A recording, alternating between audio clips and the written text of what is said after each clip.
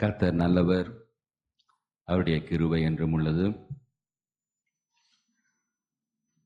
இந்த நாளில் இந்த பாரம்பரியமிக்க இந்த சபையில் கர்த்தருடைய வார்த்தையை பகிர்ந்து கொள்ள கர்த்தர் கொடுத்த இந்த நல்ல வாய்ப்புக்காக கர்த்தருக்கு நன்றி செலுத்துகிறேன்.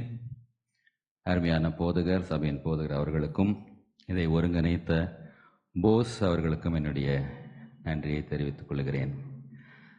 Nothing is accidental in God's domain என்று சொல்வார்கள். எதேச்சியாய் நடந்தது என்று சொல்லி ஆண்டவர் ஒரு நாளும் பேனிக் ஆகிறதே கிடையாது. எல்லாமே அவர் முன்குறித்ததன்படியே நடந்து கொண்டிருக்கிறது. பாஸ்டர் சொன்னதை நீங்கள் கவனிச்சிருப்பீங்க அப்படின்னு நினைக்கிறேன். முதலாவது 2 விஷயத்தை நான் சொல்லணும். I am not doctor Henry first. 2வது point, I am not even a doctor. நான் டாக்டரும் அல்ல, டாக்டர் ஹென்ரியும் அல்ல. இந்த நாளில் என்னுடைய செய்தியை நீங்கள் கேட்க வேண்டும் என்று சொல்லி கர்த்தர் முன்குறித்திருக்கிறார். நீங்கள் விசுவாசிப்பீர்கள் என்று நான் நம்புகிறேன். Every moment of our life is preplanned, predestined by God.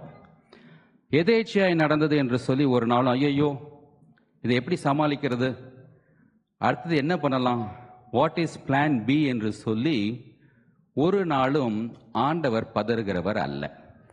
இப்படி ஒவ்வொரு நாளையும் அவர் முன்குறித்திருக்கும் பொழுது ஐயா சொன்னாங்க, எப்படி மரணத்தின் விளிம்பிற்கு போனவர்கள் திரும்ப வந்து கர்த்தருக்காக இன்றைக்கு பலர் ஊழியங்களை செய்து கொண்டிருக்கிறார்கள். அவர்களுக்கு அந்த உணர்வு பூர்வமான ஒவ்வொரு நிமிடத்தையும் அனுபவித்து வாழ்வார்கள் என்று சொன்னாரே, அப்படி ஒவ்வொரு நொடியையும் ஒவ்வொரு நிமிடத்தையும் முன்குறித்திருக்கிற தேவன் அவருடைய சிலுவை மரணத்தை பிளான் பியாக அவர் பிளான் பண்ணியிருப்பார் என்று சொல்லி பலர் நினைக்கிறார்கள். How relevant is Jesus Christ and the cross of Calvary in this 2024 என்று சொல்லி ஒரு பிக்கர் பிக்சரை இன்றைக்கு நாம் பார்க்க போகிறோம். இன்றைக்கு குருத்தோலை ஞாயிறு. இந்த நாளில் அன்றைக்கு இருந்த யூதர்கள் ஓசன்னா என்று சொல்லி கர்த்தருடைய ராஜ்யம் வர வேண்டும் என்று சொல்லி முழக்கமிட்டவர்கள் 4-5 நாட்கள்ல சிலுவையில் அறையும் என்று சொல்லி ஏன் சொன்னார்கள்? இதை நீங்கள் குட் ஃப்ரைடே அன்றைக்கு பல மணி நேரங்கள் தியானிக்க போகிறீங்க. ஈஸ்டர் அன்னைக்கு இயேசு உயிர்த்தெழுந்த செய்தியை கேட்க போகிறீங்க.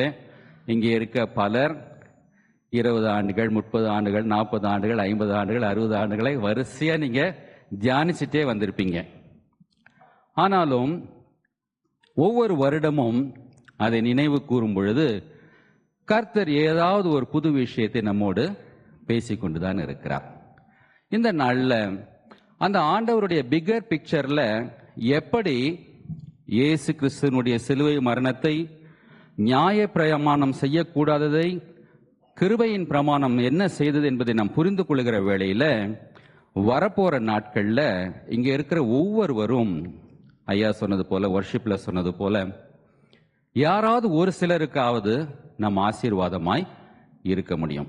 ஒரு பாரம்பரியமிக்க ஒரு சபையாக இருந்தாலும், 300 ஆண்டுகளுக்கு மேலாக இதனுடைய ஹிஸ்டரி இருந்தாலும், புதுமையை வரவேற்கிற ஒரு சபையாக பார்ப்பேன். சில சபைகள் அப்படி பார்க்க முடியாது. நிறைய புதுசா வருகிற நல்ல பாடல்களை பாடி அதையும் எம்ப்ரேஸ் பண்ணி பழமையை விட்டு விடாமலும் புதுமையை புகுத்தி கொள்ளுதலும் ஒரு நல்ல சபைக்கு மிகவும் முக்கியம். when we get older, சின்ன வயசா இருக்கும்போது நம்மலாம் சொல்லுவோம், சின்னவங்களுக்கு இடம் கொடுக்க மாட்டேங்கிறாங்க, இவங்க சீனியர் ஆனதுக்கு அப்புறம் புது தாட்ஸை வரவேற்க மாட்டேங்கிறாங்கன்னு சொல்லுவோம். நாம வயதாகும் போதும் பல நேரங்கள் அதையே தான் செய்வோம். உனக்கு என்ன தெரியும், நாம் பார்த்து வளர்ந்த பையன் நீ, அப்படி சொல்லுவோம். பட் அந்த புதுமைகளை ஒவ்வொரு நாளும் எடுத்துக்கொள்கிற வேளையில ஃப்ரெஷ்னஸ் இருந்து கொண்டே இருக்கும். இந்த சபையில் அப்படிப்பட்ட ஒரு ஃப்ரெஷ்னஸ் இருக்கிறத பார்க்க முடிகிறது. Praise the lord. அப்ப nothing is accidental in God's domain என்று சொன்னனே. அப்போ பழைய ஏற்பாட்டில் இருக்கிற ஆண்டவருக்கும் புதிய ஏற்பாட்டில் நாம் பார்க்கிற ஆண்டவருக்கும் வித்தியாசத்தை பார்த்தோம் என்றால், சிலுவை மரணம் எப்படி விசேஷமானது என்பதை நம்மால் நன்றாக புரிந்து கொள்ள முடியும். சிலர் நினைக்கிறாங்க, the God of the Old Testament is a bad God, he is a punishing God. The God of this New Testament is a gracious God, loving God. We are not saved by our deeds but by our faith. கிருபையினாலே நாம் விசுவாசத்தை கொண்டு ரட்சிக்கப்பட்டோம், நம்முடைய கிரியைகளினாலே அல்ல அப்படின்னு சொன்னா, பழைய ஏற்பாட்டு ஆண்டவர் அவர் ஒரு கடினமான ஆண்டவர் போலவும், மன்னிக்காத ஒரு ஆண்டவர் போலவும், இரக்கமில்லாத ஒரு தேவன் போலவும், எப்பொழுதும் யாரையாவது பார்த்து அடிச்சுக்கிட்டே இருக்கணும்னு நினைக்கிறது போல ஒரு உருவத்தை நாம் கொண்டு வந்து விடுகிறோம். இதை தான் இன்றைக்கு நாம் பார்க்க போகிறோம். எபேசியர் 1:4 சொல்லுது, வசனம் எடுக்க வேண்டாம், நான் அப்படியே மேற்கோள் காமிச்சிட்டே போறேன், தேவையா இருக்கும்போது நம்ம வாசிக்கலாம். எபேசியர் 1:4 சொல்கிறது, நம்மை உலக தோற்றத்திற்கு முன்னாலேயே அவர் தெரிந்து கொண்டாராம். எத்தனை பேர் விசுவாசிக்கிறீங்க? உலக தோற்றத்திற்கு முன்னாலேயே நம்மை தெரிந்து கொண்டார் என்றால், இங்க இருக்க ஒரு சிலரை இந்த ஜெனரேஷன்ல தான் தேர்ந்தெடுத்திருக்கிறார், சிலரை 2-3 ஜெனரேஷனுக்கு முன்னால் தான் தேர்ந்தெடுத்திருக்கிறார், அதிகபட்சம் ஒரு 5-10 ஜெனரேஷன்.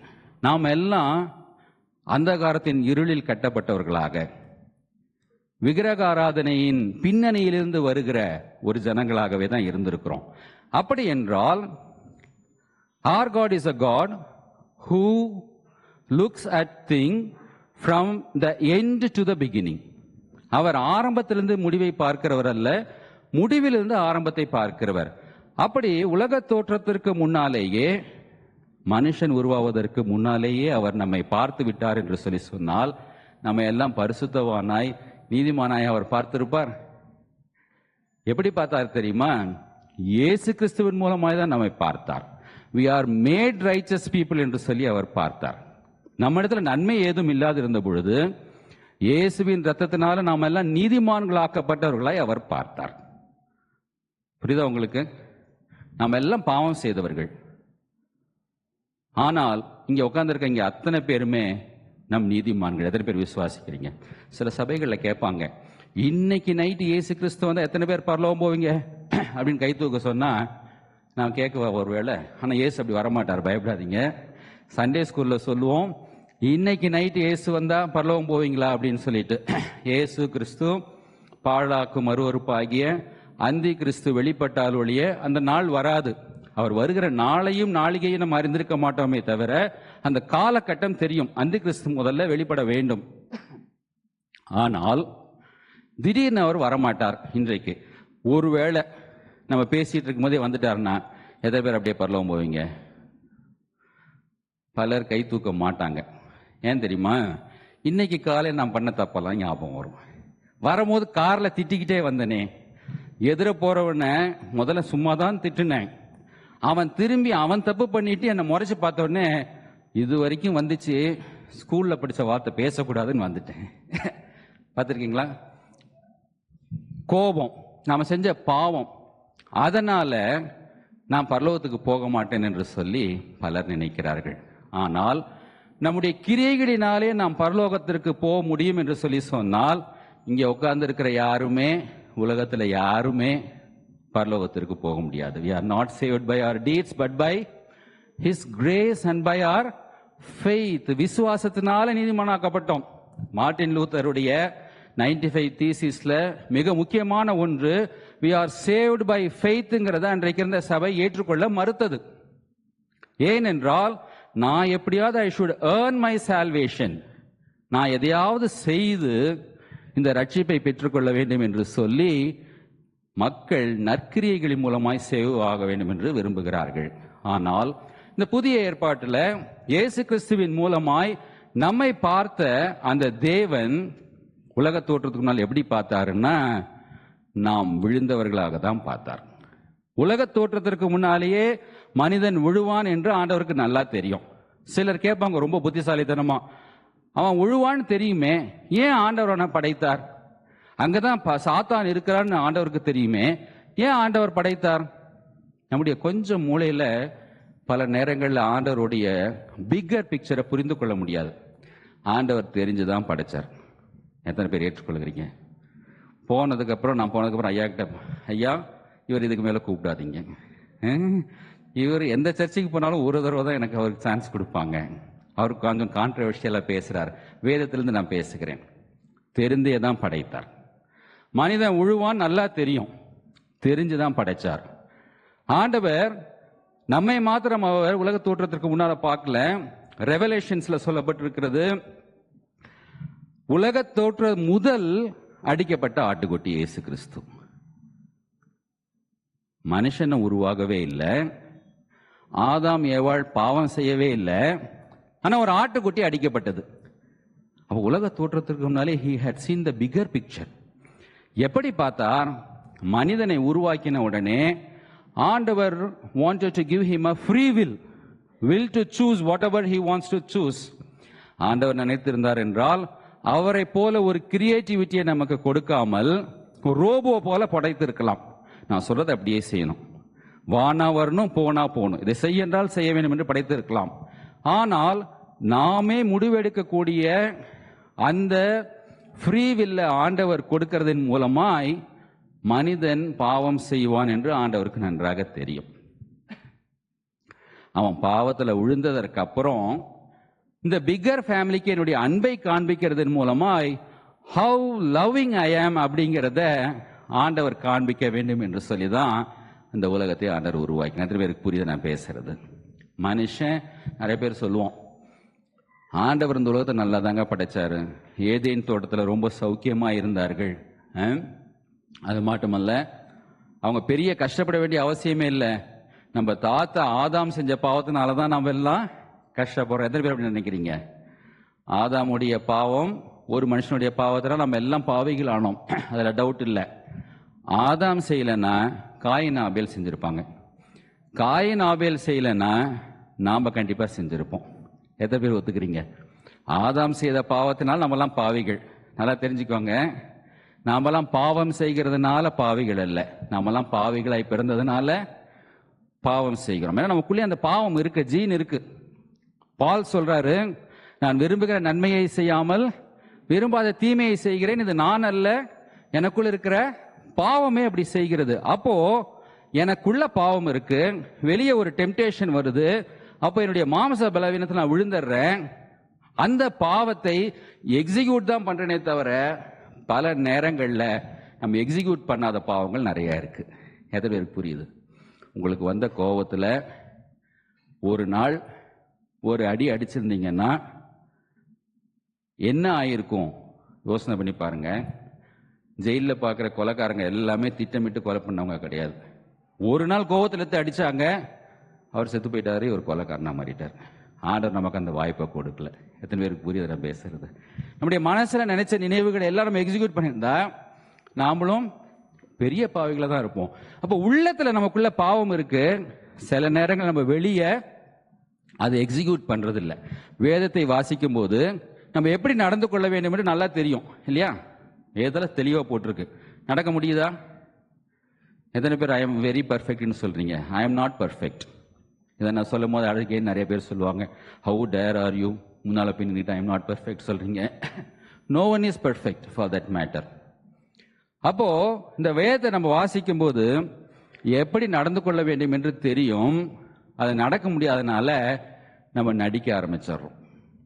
நடக்க முடியல, அதனால என்ன பண்றோம்? நடிக்கிறோம். அதுக்கு தான் புதிய ஏற்பாட்டில் வரும்போது இயேசு கிறிஸ்து சொல்லுகிறார், மாயக்காரரே மாயக்காரரே. அப்போ ரியல் டிரான்ஸ்ஃபர்மேஷன் ஏற்படல. ஆதாம் விழுந்துட்டாரு. ஆதாம் விழுகலன்னா நாம விழுந்திருப்போம். ஆதாமுக்குள்ள இருந்த பாவம் நம்மகிட்ட இருக்குது, புது பாவமும் இருக்குது. எத்தனை பேர் டெலிபரேட்டா பாவம் செஞ்சிருக்கிறீங்க? சில நேரங்களில் அந்த சூழ்நிலையில என்னால போய் சொல்லாம இருக்க முடியலைங்க, தப்பு பண்ணாம இருக்க முடியலைங்க, அந்த சூழ்நிலையில சோதனை என்னால் மேற்கொள்ள முடியலைங்கன்னு சொல்லி விழுந்தது நிறைய இடங்கள் இருக்கும். சில நேரங்களில் விரும்பியே நம்ம தப்பு பண்ணியிருப்போம். எத்தனை பேர் ஒத்துக்கிறீங்க? சில நேரங்களில் விரும்பி தான் நம்ம தப்பு பண்ணியிருப்போம். இதை செய்யக்கூடாதுன்னு தெரியும், தெரிஞ்சும் செஞ்சோம். அப்போ நாம் விழுவோம் என்று நன்றாய் அறிந்த ஆண்டவர் என்ன பண்ணினார் என்றால், உலக தோற்றத்திற்கு முன்னாலேயே நம்மை மாத்திரம் பார்க்கல, அடிக்கப்பட்ட ஆடாக இயேசு கிறிஸ்துவை அவர் பார்த்தார். அதனாலதான் பழைய ஏற்பாட்டிலிருந்து புதிய ஏற்பாட்டுக்கு வரும்போது எபிரேய புஸ்தகத்துல முதல் அதிகாரத்துல முதல் வசனம் சொல்லுது, அதை மட்டும் வாசிப்போம். கடைசி நாட்களில் குமாரன் மூலமாய் நமக்கு திருவுளம் பற்றினார். அப்போ God had a perfect plan to bring Jesus Christ at the right time. அதற்கு முன்னால் தேவனே தம்மை சில நேரங்களில் ஆதாமுக்கு வெளிப்படுத்தினார். பல ஊழியர்கள், பல பரிசுத்தவான்களுக்கு, பழைய ஏற்பாட்டு நீதிமான்களுக்கு ஏஞ்சல்ஸ் மூலமாக வெளிப்படுத்தினார். ஹோலி ஸ்பிரிட் கேம், மோசஸ் மூலமாக வெளிப்படுத்தினார். கடைசி காலத்துல குமாரன் மூலமாய் வெளிப்படுத்தினார். அதற்கு முன்னால வரைக்கும் மனிதர்கள் இந்த மாதிரி விழுவாங்கன்னு தெரிஞ்சுதான் ஆண்டவர் இந்த உலகத்தை உண்டாக்கினார் என்று சொல்லும் பொழுது, பழைய ஏற்பாட்டினுடைய நியாய பிரமாணத்தினுடைய விவரங்களை புரிந்து கொண்டு புதிய ஏற்பாட்டுக்கு வரும்போது இந்த புதிய ஏற்பாட்டின் கிருபையின் பிரமாணம் எப்படி என்னுடைய வாழ்க்கையை மாற்றுகிறது, டிரான்ஸ்ஃபார்ம் பண்ணுகிறது என்பதை புரிந்து கொண்டோம் என்று சொல்லி சொன்னால் நாம் நமக்கு மாத்திரமல்ல மற்றவர்களுக்கும் ஆசீர்வாதமாக இருக்க முடியும். எத்தனை பேருக்கு புரியுது நான் பேசுறது? அப்போ மனுஷன் ரோபோ போல உருவாக்கப்படல, ஃப்ரீ வில்லோட உருவாக்கப்பட்டா. பாவம் செய்யும் பொழுது ஆண்டவர் ஒரு பெரிய நியாய பிரமாணத்தை கொடுக்கிறார். ஆண்டவர் கொடுத்த நியாய பிரமாணத்துல எத்தனை கட்டளைகள் இருந்தது? 613 613 கட்டளைகள் இருந்தது. நம்முடைய மாரல் வேல்யூஸ் மாத்திரமல்ல, நான் என்ன சாப்பிடணும், எப்படி ட்ரெஸ் பண்ணணும், எப்படி என்ன சுத்தமாய் காத்துக்கொள்ள வேண்டும் என்று சொல்லி பல கற்பனைகளை கொடுத்தார். அந்த பாரம்பரியத்தை, முறைமைகளை, ரிச்சுவல்ஸ் அவர்களால் கை கொள்ள முடியாமல் அல்லது கை கொண்டாலும் அவருடைய இருதயம் டிரான்ஸ்ஃபார்ம் ஆக முடியாது என்பதை அவர்கள் தெரிந்து கொள்கிற வேளையிலே இயேசுவை வெளிப்படுத்த ஆண்டவர் சித்தம் கொண்டிருந்தார். அதுதான் ஃபர்ஸ்ட் பிகர் பிளான். புரியுதா உங்களுக்கு? God wanted us to know that we would be a wretched people. நிர்பந்தமான மனிதர்கள், டெஸ்பரேட் கண்டிஷன்ல இருப்போம் என்பதை நாம் அறிந்து கொள்ளாவிட்டால் இந்த சால்வேஷனுக்கு வேல்யூ கிடையாது, மதிப்பு கிடையாது. எவனுக்கு அதிகமாய் மன்னிக்கப்பட்டதோ அவனுக்கு தான் மன்னிப்பினுடைய வேல்யூ தெரியும். அப்போ ஆண்டவர் wanted us to know that we will fail in all God's expectations. ஆண்டவர் விரும்புகிற எல்லா எதிர்பார்ப்புகளையும் நம்ம ஃபெயில் ஆனதுக்கு அப்புறம் இயேசு கிறிஸ்துவை கொண்டு வர வேண்டும் என்று சொல்லி அவர் நினைத்தது தான் பிகர் பிக்சர். இதை தெரிந்து கொள்ளும் பொழுது இந்த காலகட்டத்தில் பர்டிகுலராக நம்முடைய தேசத்தில் 2014 இருந்து பலவிதமான எதிர்ப்புகளை சந்தித்து கொண்டிருக்கிற நாம் தெளிவை பெறும் பொழுது 2 தீமோத்தேயு 2:15 சொல்லப்பட்டிருக்கிறபடி நமக்கு எதிராக வருகிற மனிதர்களுக்கு rightly dividing the word of God, சரியாக பகுத்து போதிக்க நாம் கற்றுக்கொள்வோம். பேதுரு சொல்லுகிறார், உங்களிடத்துல விசாரித்து கேட்கிற இடத்துல நீங்க என்ன பண்ணுங்க, விவரித்து சொல்லுங்க. இதுல நீங்க விவரித்து சொல்ல போகிற முதல் பாயிண்ட் என்னன்னா, இயேசு கிறிஸ்துவனுடைய ஃபாலோயர்ஸா இருக்கிற நாம் உங்களை நாளைக்கு வேலை ஸ்தலங்கள்ல, பிசினஸ் பிளேசஸ்ல கேட்கும் பொழுது, உங்களுடைய இயேசு கிறிஸ்து 2000 வருஷத்துக்கு முன்னால தானே வந்தாரு, அதுக்கு முன்னால் அந்த கடவுள் எங்க இருந்தாரு? அப்போ 2000 வருஷத்துக்கு முன்னால ஆரம்பிச்ச எங்களுடைய வழிபாடு முறை தான் விசேஷம், அவர் புதுசா வந்த ஒரு கடவுள் என்று சொல்லுகிற வேளையில if you don't know the bigger picture, நாம் என்ன பண்ணிடுவோம், அதற்கு பதில் இல்லாமல் போயிடுவோம். அப்போ இயேசு கிறிஸ்து ஏற்ற வேளையில் இங்கே வருகிறார் என்பதை நாம் தெரிந்து கொள்ளும் பொழுதுதான் ஆண்டவர் சொன்ன அந்த புதிய பிரமாணமாகிய விசுவாசத்தின் மூலமாய் ரட்சிப்பை நாம் பரிபூர்ணமாய் பெற்று அனுபவிக்க முடியும்.